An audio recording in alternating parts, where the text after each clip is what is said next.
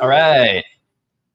So I did my first ever comedy show this last weekend. Now, it's not something that I ever thought I was ever gonna do ever, but I got invited to do it, and I'm glad I did it and said yes. I love comedy. I shared, I think like last week, something about how comedy can help you in your business and content and to make more sales, and it's absolutely true.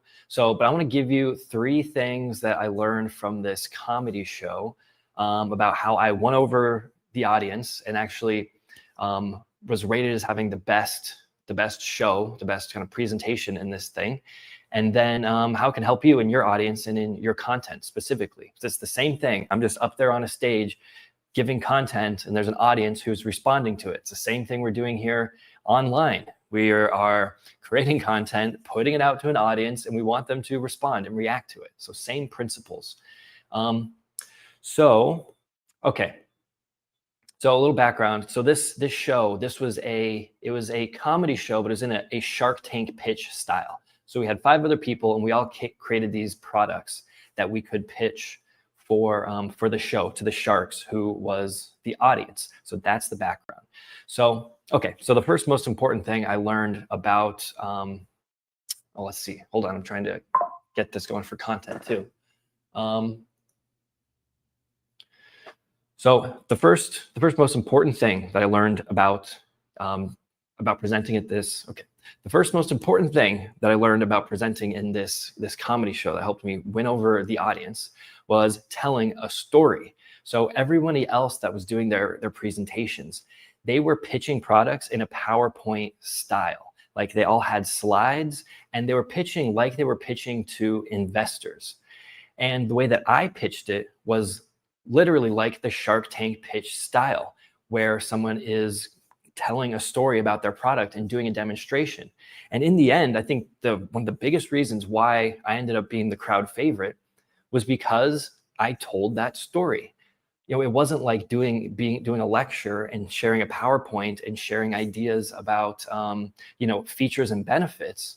I was telling the story about the problem, about what was going on and the uses for my product, and why it mattered. And I was being funny and really just getting like really visual with what it was.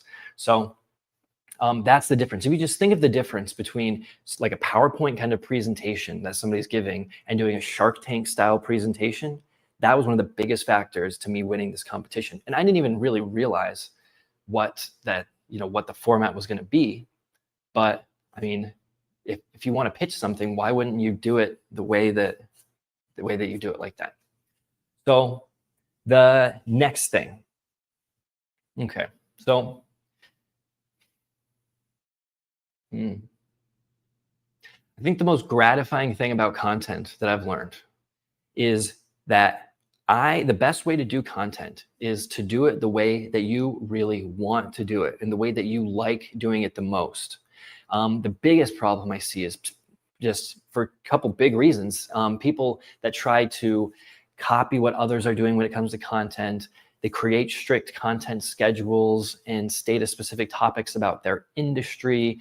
They're sharing content to all the different platforms and all the different formats. And it's like all of those things are great, but I think most people miss the point when it comes to creating content. And the point is that you love sharing. You love creating. You love putting your points out there into the world. And you shouldn't have to think about, I need to make this newsletter here, and I need to be posting on LinkedIn, and I need to do shorts, and I need to be translating that to text. So you can do all of those things, but that's like doing it backwards. That's doing content backwards. Just thinking, oh, this is how you're supposed to do it. All these different elements. Here's how everyone else is doing it. Now, how do I fit in? No, it should be first, how do you fit in the way that you like to create content?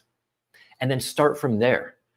Like me, I was very concerned about, I need to do the newsletter and the shorts and all that. But what I really love most is doing video. And what's the easiest way for me to do video is going live. I love the live format. I love having to do it now, being in the moment, needing to riff. It's easy for me to cut up different pieces of this so I can do it on shorts. And this is what I like to do the most. And it makes the most sense. So don't get caught up. Don't get caught up in the what's going to work the best, what's going to get the most engagement, what's going to make me the most business, because then you're going to miss the point and you're not going to create anything good. So many people create generic ChatGPT garbage, even if they're making videos, reading scripts. And I get it, you got to be fast, but unless you're being authentic and really sharing your thoughts and being passionate about what you're doing and not being on a script, you're not going to really have great results when it comes to content. It's the subtleness of the excitement and the you sharing your ideas, not being scripted. That's what people like. And that idea of unscriptedness, that idea of everything that surrounds the energy behind content, is why I won the crowd. So ultimately, look at some time here. So ultimately, the reason why I won this comedy show is because I won the crowd, because at the end of it, everybody clapped for who they liked the most. Now, my presentation, it was really good. Again, I told a story, I was genuine and authentic, but other people had pretty good stories too. They had great presentations as well that were entertaining.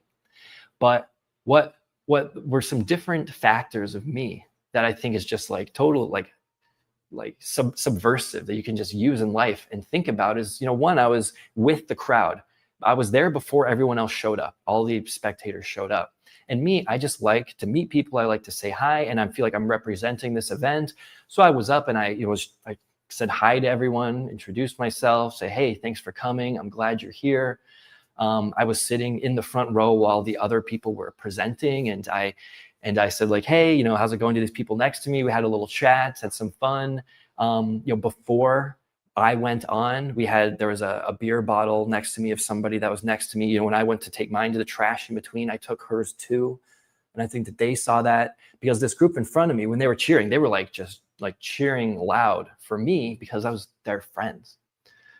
The other thing is that I'm different. I'm a foreigner, I'm an American, and I'm speaking Portuguese. But you know what? But really, I think one of the biggest hacks in life with sales, success, with people, is all that stuff, all of that, just taking the energy to go appreciate people, meet them, talk to them, do things for other people, just be someone who likes to help others and make other people feel good. How far has that gotten me in life? How many great relationships has that given me? It just made me feel great. It makes me love what I do, love who I am.